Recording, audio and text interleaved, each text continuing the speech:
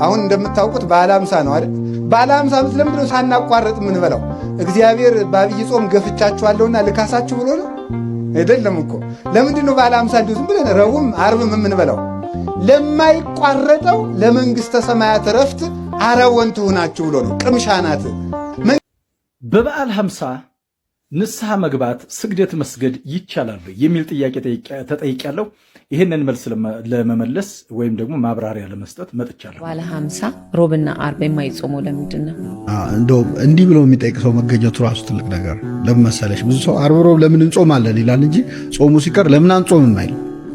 በዛው ቢቀር ደስ ይለዋል። እና ስለዚህ ለምን አንጾምም የምትለው ጥሩ መንፈሳዊ ጥያቄ ነች። በዓለ ሃምሳ ቅዱሳን ሐዋርያት ከጌታቸው ጋር የከረሙበት ነው። እኛ እንግዲህ ሃምሳውን ቀን ማን ጋር ነው የምንከርመው? ከዘፈን ጋር ከሆድ ጋር መሆን የለበት። በበዓለ ሃምሳ ሮብና ዓርብ የማይጾመው ለምንድን ነው? እንደው እንዲህ ብሎ የሚጠይቅ ሰው መገኘቱ ራሱ ትልቅ ነገር። ለምን መሰለሽ? ብዙ ሰው ዓርብ ሮብ ለምን እንጾማለን ይላል እንጂ ጾሙ ሲቀር ለምን አንጾምም አይልም። በዛው ቢቀር ደስ ይለዋል። እና ስለዚህ ለምን አንጾምም የምትለው ጥሩ መንፈሳዊ ጥያቄ ነች።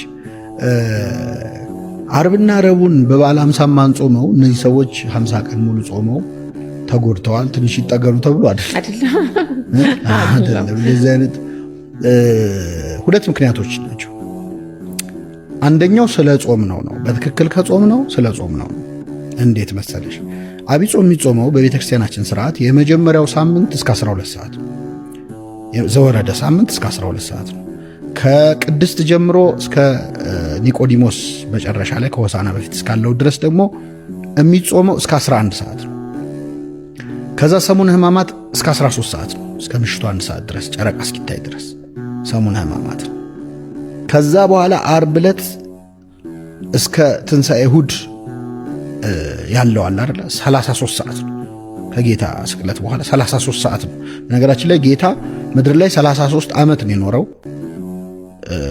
የኖረው ያስተማረው ብዙ ታምራት የሰራው አጠቃላይ 33 ዓመት ነው። በሲኦል ላሉ ነፍሳት ደግሞ ከሞተ በኋላ ነፍሱ ከስጋው ከተለየች በኋላ በሲኦል ላሉ ነፍሳት 33 ሰዓት ሰብኮላቸው። የምድር 33 ዓመት የሲኦል 33 ሰዓት ነው እና ያንን አስተምሯል። በወህኒ ላሉ ነፍሳት ሰላምን ሰበከላቸው ያለው ቅዱስ ጴጥሮስ ማለት ነው።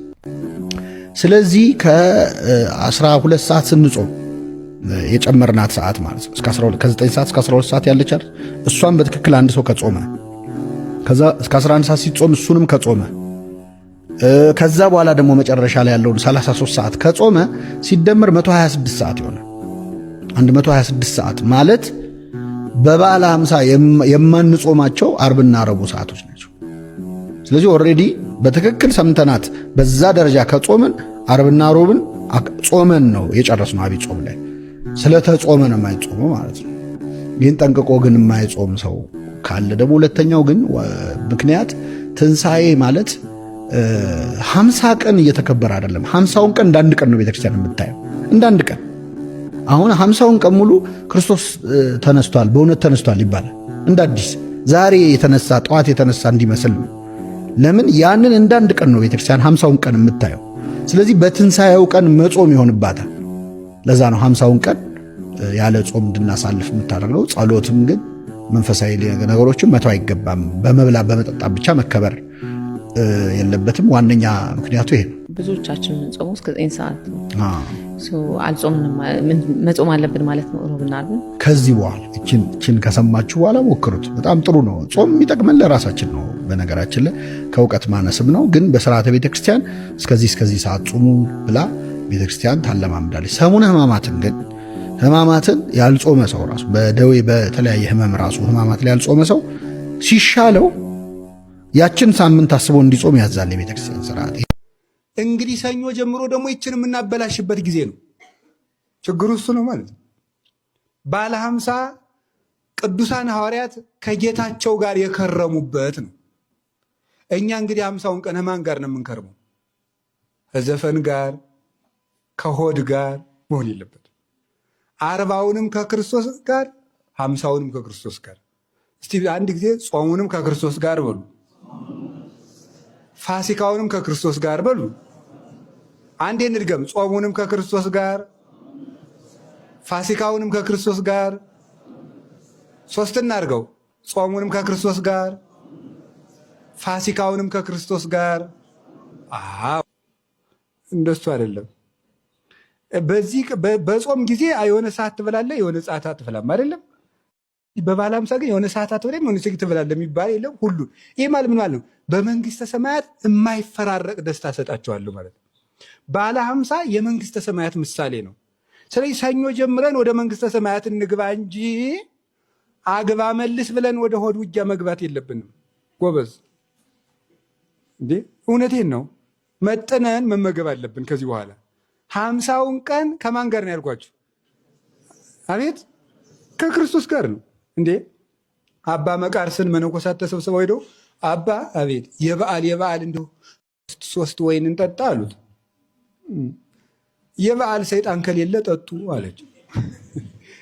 አሁን የሚመስለን እንግዲህ ከሰኞ በኋላ ሰይጣን የለም ነው የሚመስለን። እንደው ጅል ናችሁ አለ እኮ አይኑን አፍጥጦ ዓርብ ቢቀጠቀጥ ምናምን ቢሰግድ ምናምን ተው ዝም ብለህ ኪራይ ላይ ሶምቢል ቢሰግድ ሰኞ የረሳት ይል ምን አገባኝ ብሎ አይኑን አፍጥጦ አሁን እየደበጠ ነው እንዲህ አሉ ያመናቲ። አሁን ከዛሬ እሑድ ማታ ጀምሮ የክርስቲያኖች ችግር የለብንም። አንዱ ችግር ምንድን መሰላችሁ? የሆነ ጊዜ ሰይጣንን አሽረን ጥለ ነው መስሎን እዛ እሑድ እንግዲህ ረፍ እንበል የለም ማያርፍ ጠላት አለ። እረፍት ክርስቶስ ውስጥ መግባት ነው። ስለዚህ ከዚህ በኋላ በዓለ ሃምሳን ከኪዳን ጋር፣ በዓለ ሃምሳን ከቅዱሳት መጻሕፍት፣ በዓለ ሃምሳን ከቅዱስ ቁርባን ጋር፣ በዓለ ሃምሳን ራስን ከማንጻት ጋር፣ በዓለ ሃምሳን ከይቅርታ ጋር፣ ከፍቅር ጋር፣ ከአንድነት ጋር እንድንከርም ይችናት ሶስቷ መልእክት። በበዓለ ሃምሳ ንስሐ መግባት ስግደት መስገድ ይቻላል የሚል ጥያቄ ተጠይቄያለሁ። ይሄንን መልስ ለመመለስ ወይም ደግሞ ማብራሪያ ለመስጠት መጥቻለሁ ማለት ነው። በበዓለ ሃምሳ ንስሐ መግባት ይቻላል ይላላችሁኝ። በቤተ ክርስቲያኒቷ ደረጃ እንደ ቤተ ክርስቲያኒቷ አስተምሮ በበዓለ ሃምሳ ጾም ማጾም፣ ስግደት ማሰገድ፣ ከባድ ስራ ማሰራት አይቻልም። በዓለ ሃምሳ የእረፍት የመንግስተ ሰማያት ምሳሌ የአንዲት ዕለተ ሰንበት ናት ተብላ ስለሚታመን ማለት ነው። በዚህ ደረጃ በቤተ ክርስቲያኒቷ ደረጃ እንዲህ አይነት ትእዛዝ ጾሙባት፣ ስገዱባት፣ ንስሐ ገቡባት የሚል የለም። ነገር ግን የካህናቶቹ ብስለት ነው የሚወስነው። ንስሐ ልገባ ነው ንስሐ ይስጡኝ ብሎ ለመጣ ንስሐ ልጃችን አይ በዓለ ሃምሳ ሲያልቅና ማለት አንችልም። ለምን ከተባለ ሰውየው ንስሐ ሳይገባ ቢሞትስ? ወይም ደግሞ ሰውየው ደግሞ ከእግዚአብሔር ጋር ሳይታረቅ ከቅዱስ ቁርባን ጋር ሳይገናኝ ቢሞትስ? ስለዚህ ምን እናደርጋለን? ንስሐ በሚገባበት ሰዓት 4 ነገሮች ይሰጣል። በንስሐ ጊዜ ማለት ነው። ምን ከተባለ ጾም፣ ስግደት፣ ምጽዋት፣ ጸሎት፣ እነዚህ 4ቱ ይሰጣሉ። እንዲህ አይነት በዓለ ሃምሳ ከሆነ 2ቱን ብቻ እንሰጥና ሰውየውን ከእግዚአብሔር ጋር እናገናኘዋለን ማለት ነው። የትኛውን ከተባለ ለ1 ሳምንት ወይም ለ14 ቀን ሊሆን ይችላል። ጧት ከባለቤትህ ከባልሽ ጋር ቤተክርስቲያን እየሄድሽ ንስሐ ኪዳን አስደርሽ ወይም አስደርስ ብለን ለ1 ሳምንት ወይም ለ2 ሳምንት ልንሰጠው እንችላለን። ከዛስ ምን አድርግ እንለዋለን? ኪዳን ማስደረስና ምጽዋት መስጠት። የቁርስ ሰዓት ላይ እየቀነስክ ለሌላቸው ድሆች ስጥ ብለን በዚህ መልኩ ንስሐውን እንዲጨርስ ልናደርገው እንችላለን። ነገር ግን ማስጾምና ማሰገድ አንችልም፣ የደስታ ዘመን ስለሆነ ማለት ነው። ሁለተኛው ጥያቄ ደግሞ ምንድነው? ስግደት መስገድ ይቻላል የሚል ጥያቄ ነው። የትኛው ስግደት? ለምሳሌ ስግደት ንስሐ ሰተኑ ለሰውየው 21 ሊሆን ይችላል፣ 41 ሊሆን ይችላል፣ 64 ከዛም በላይ ስግደት ሊሰጠው ይችላል። እሱን ማሰገድ አይቻልም። ነገር ግን ስግደቶቹ 6 ስግደቶች አሉ። ምን ናቸው ከተባለ በሰለስቱ ምዕት ያዘጋጁት ቃል ላይ ምንድነው የሚለው? እሰግድ ለአብ ወወልድ ወመንፈስ ቅዱስ አሐተ ስግደተ። ለአብና ለወልድ ለመንፈስ ቅዱስ አንዲት ስግደትን እሰግዳለሁ። አምላክን ለወለደች ለእመቤታችን ለድንግል ማርያም እሰግዳለሁ። ክርስቶስ በደሙ ለዋጀው ወይም ደግሞ ክርስቶስ ለተሰቀለበት መስቀል እሰግዳለሁ የሚሉ እነዚህ 5 ስግደት ይሆናሉ። እነዚህ ለጸሎት ስንነሳ መጀመሪያ ሰግደን ነው። መጀመሪያ በግንባራችን ተደፍተን ጉልበታችን፣ እጃችንና ግንባራችን መሬት ነክቶ የምንሰግዳቸው 5 ስግደቶች ናቸው።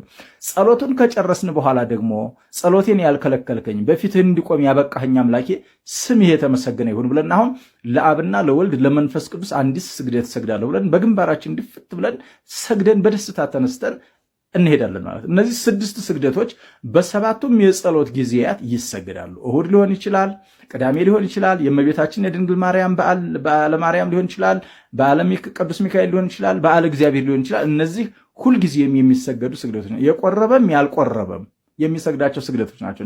ሁልጊዜ ማለት ነው እነዚህ ስግደቶች ይሰግዳሉ። ነገር ግን ከዚህ በላይ አብዝቶ መስገድ አይቻልም ማለት ነው። እንግዲህ ጥያቄያችሁን ይመስል ነበር። ለሁሉም ሰው አዳርሱልኝ። የእግዚአብሔር ቸርነት ከሁላችን ጋር ይሁን። አሁን እንደምታውቁት በዓለ ሃምሳ ነው አይደል? በዓለ ሃምሳ ለምንድን ነው ሳናቋረጥ የምንበላው? እግዚአብሔር በአብይ ጾም ገፍቻችኋለሁና ልካሳችሁ ብሎ ነው አይደለም እኮ። ለምንድን ነው በዓለ ሃምሳ እንዲሁ ዝም ብለን ረቡዕም ዓርብም የምንበላው? ለማይቋረጠው ለመንግሥተ ሰማያት ዕረፍት አረወን ትሁናችሁ ብሎ ነው። ቅምሻ ናት መንግሥተ ሰማያት።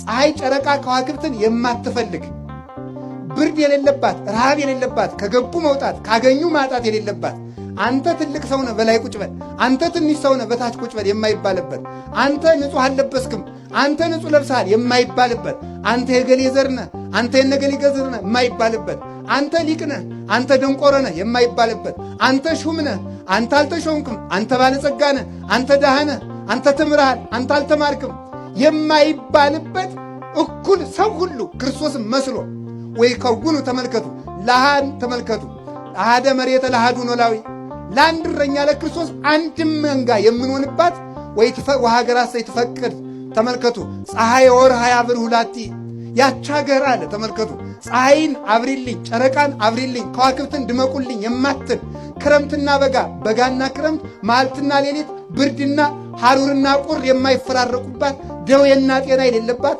ማግኘትና ማጣት የሌሉባት፣ ለብሶ መራቆት የሌለባት ሀገር ለመስጠቱ ማስረጃ የሆነን ዘንድ ሳናቋርጥ እንድንቀምስ ያደረገን ስለዚህ ነው።